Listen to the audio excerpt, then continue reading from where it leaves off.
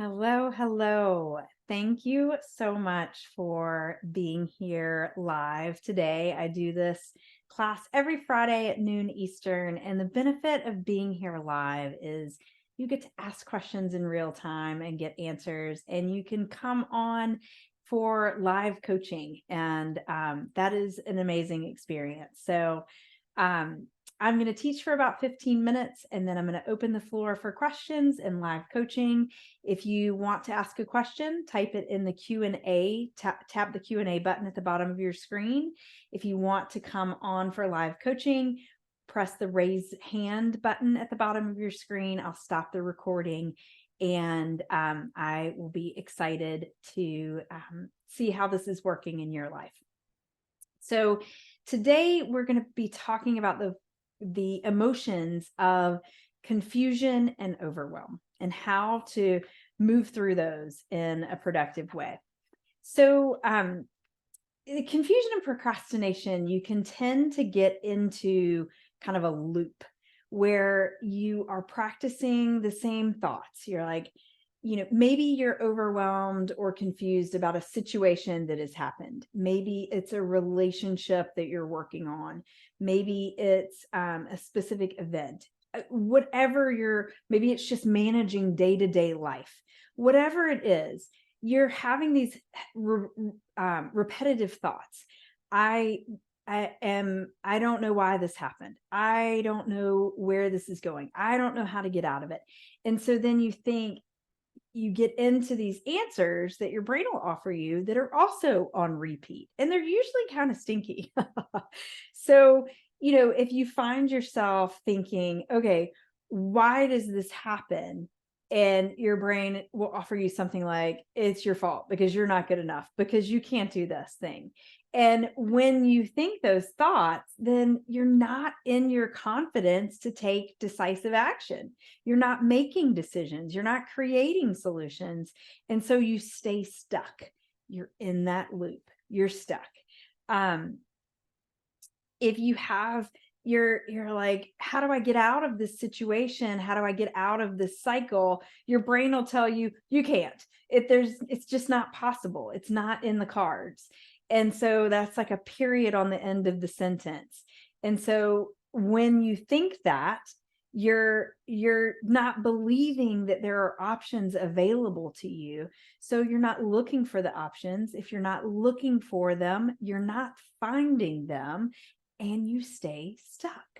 So the result, that this loop of overwhelm, I don't know where to start, confusion, I don't know how to do this, I don't know what the right decision, the result that creates is not taking action, not making decisions, not creating solutions.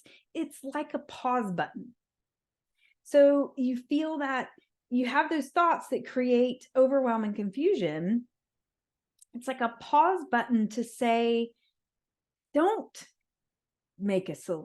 don't create a solution right now. Don't make a decision right now. Just pause. And that's okay. Taking a pause is valuable in so many ways, right? But if the pause becomes your habit, then you find yourself not achieving what you want to achieve. You're not making progress on a situation that you're not enjoying. You're not making decisions. You're not taking action. So it's not the state that we want to live in, that we want to move forward in. So why does that happen? There are two big reasons why the loop happens, why confusion happens, why overwhelm happens. Number one is we're looking to our past to find answers. Why did this happen? The problem with that is your past has brought you to right now. The thinking of your past, the emotions of your past, the actions that you take with those thoughts and those emotions are what's brought you to right now. They're what's created right now. They're not what's creating what the future, what's to come, the solutions. The thoughts you've repeated are not creating the solutions you're craving. So when you look to the past, you stay stuck. You look for those answers, and your brain just is like, oh, I'm good at the answers I will keep giving you. You're terrible. This is terrible. You're never going to get anywhere. The funny thing is about your brain is it doesn't care if you're happy. It's not its job. Its job is to keep you safe. So if you're unhappily not taking action, you're safe because you're not dying right now. And that's the primitive brain, that's its main job, is to keep you safe, scan for danger, make you get out of danger, be efficient in staying out of danger, right? So if we're asking these closed questions, terrible thing happened, why did that happen? Brain gives you answer, it's your fault. Because that's an easy one. It's one we all repeat in some version or another. Then you're not looking for new solutions. So that's why we go back, no matter all the work we do. We can do all this work on getting out of bad patterns, old patterns that don't serve us, but they're easy to fall back into because the framework is there for your brain. So when you're in sort of a panic mode, I'm confused, I'm frustrated, I don't know what to do, then it's easy to go back into those patterns that already exist. The framework's there. Your brain's not trying to keep you happy. It's just trying to keep you alive. And so you go back to that old pattern as a means of survival. The brain created that pattern at some point because it helped you survive something. It was helpful at one point. It just isn't helpful for the rest of your life. And so whatever you're actively practicing is what you're growing in.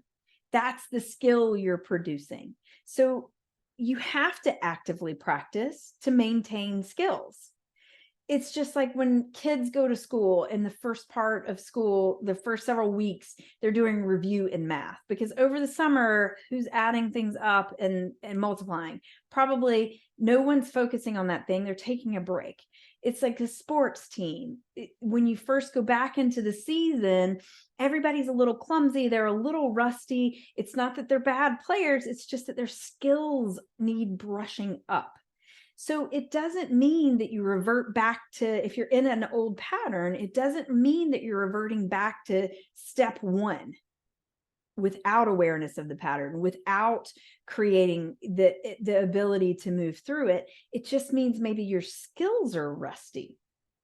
And so what you're actively practicing is what you're building the skill of.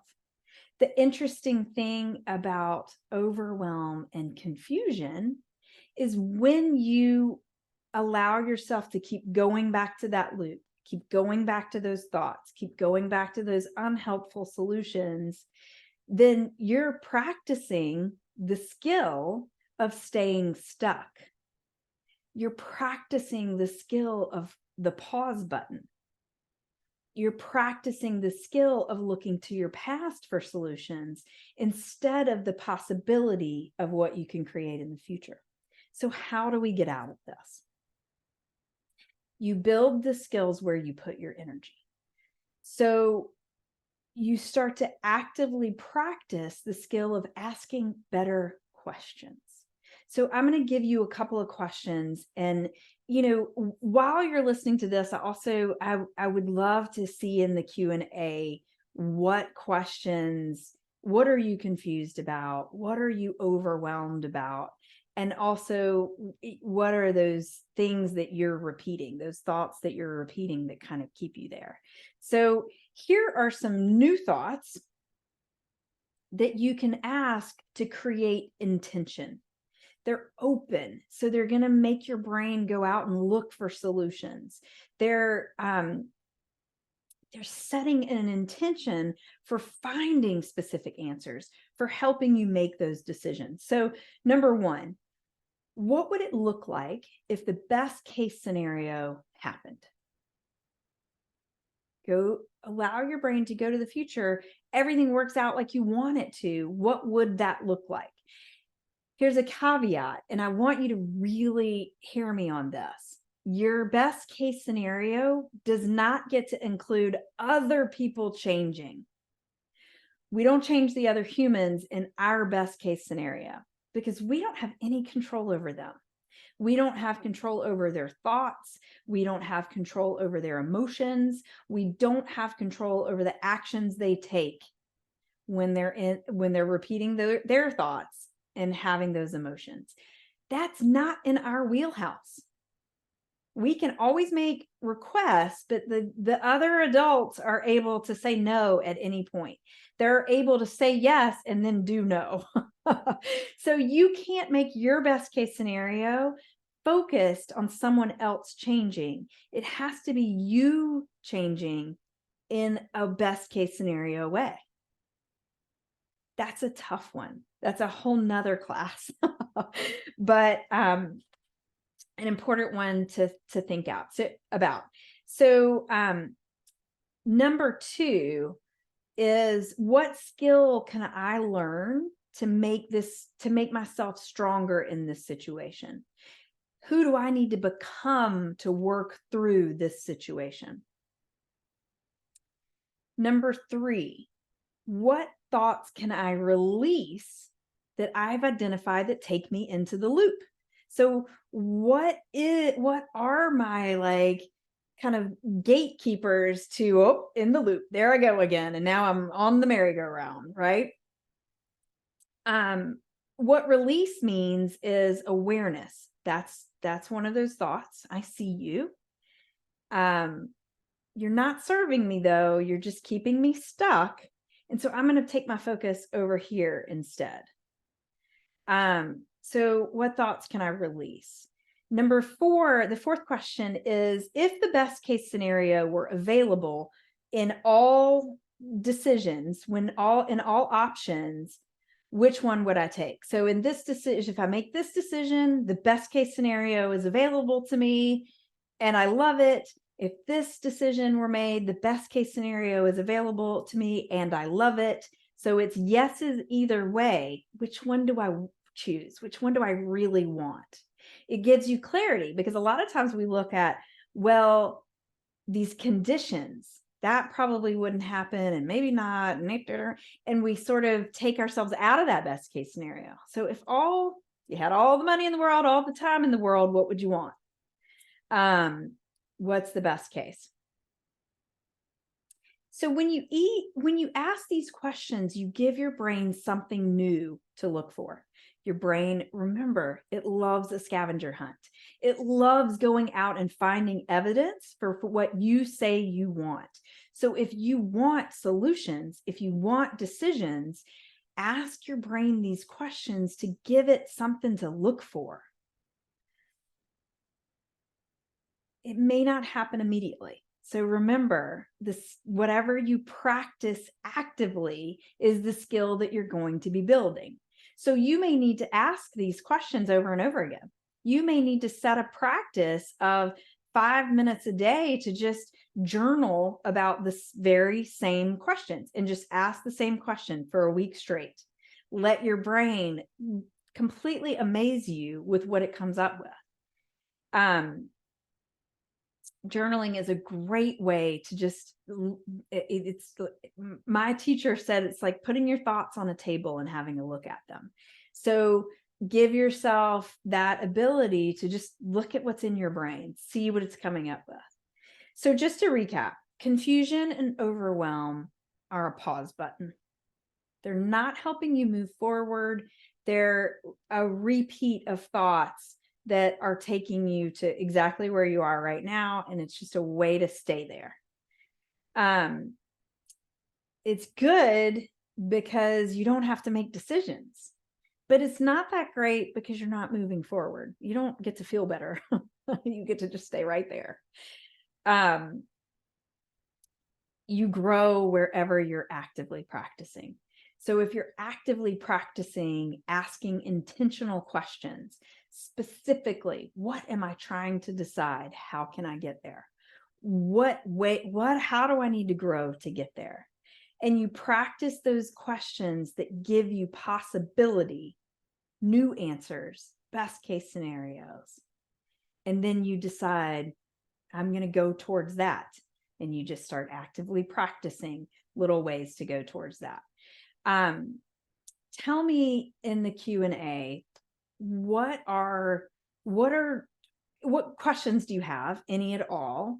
But also I want you to share with me, what are you confused about right now? What areas are you finding yourself in this loop, in this confusion or overwhelm? The idea of, I don't know what to do first, or I don't know how to make this happen. Where is that happening for you? Just tap that Q&A button. And I also invite anyone who would like live coaching. Now, if you want live coaching, just press the raise hand button and I will stop the recording and bring you on. And we can talk about exactly how this works. I find, as I'm waiting for the answers, I find that overwhelm and confusion, while they're uncomfortable emotions, like nobody wants to be confused, right? Nobody wants to feel overwhelmed. You get to decide whether you're going to feel bad about it, right? I talk about this all the time. You can beat yourself up for anything. Oh my gosh, here I am in overwhelm again. What are you doing? You're not doing the right things. But that's not useful, right? Whenever we're beating ourselves up, it's not actually producing results. So, it can be producing results. It's kind of like a dog that's like running the fence line. When we're doing that loop, it produces a result. They're digging a trench in the fence line that they walk every day. But it's not necessarily the results that you want. So someone says, I am feeling overwhelmed with the things that I have to do in the day and prioritizing what's important. And I think that is a skill for all of the humans to develop. You are not alone in any way. There is a lot of, when you're asking these questions of how do I decide, you can add the question of, what is most important to me? Why is this important to me? What results am I creating when I spend my time doing this or this or this? And sometimes we'll find we're overwhelmed because we're spending so much time in things that don't bring us pleasure and don't bring us results, right? They're not getting us actually forward. They're just whittling away our time. I feel like time is one of those things where it's gotten into this busyness zone where we all feel everybody's so busy. I'm sorry I didn't do this. I was so busy. I don't have time. I'm so busy. What's going on with you? I've been so busy. I asked my husband, how's your day today? It was busy. Of course it was, right? Nobody is like, sitting on a pillow eating bonbons every day. We're all have things we are filling our days with. Are you filling your days with stressing about how you're filling your days? You're overwhelmed. You don't know how to prioritize. Or are you filling your days with, oh, this is important to me. It's producing this result. Oh, this is important to me. I love what's happening here. And every time you get out of the loop and into a little bit of action, then you get to decide how that feels. Then you start to build momentum. So thank you for that. That daily life, it's a little thing and it's everything, right? So somebody else says, I feel overwhelmed with a relationship that I'm in and making the decision of whether it's right or not. That is, I will always go back to the same thing, which is, how do you want to feel in the whatever it is, whether it's in the activity you're doing, like we just talked about, or the relationship that you're in. So if you're making a decision, going to that best case scenario, I'm in this scenario where I am so happy accepting the other person for exactly who they are. even though I don't like the way they do everything. They don't do it my way all the time, right? We don't get to decide my way. We get to decide to be okay with how the other person does things or not. Both are okay. If you decide that you want to be okay with somebody else doing something a way that you wouldn't do it, okay, that's great. If you want to decide that you're not okay with it and you need to move forward on your without that relationship, okay. None of your decisions are wrong. That's the trap that we get into. Oh my goodness, I'm going to make this decision and it's going to be the wrong one and I'm going to suffer horribly. But I will tell you, if you're always in the pause button, you're suffering horribly now.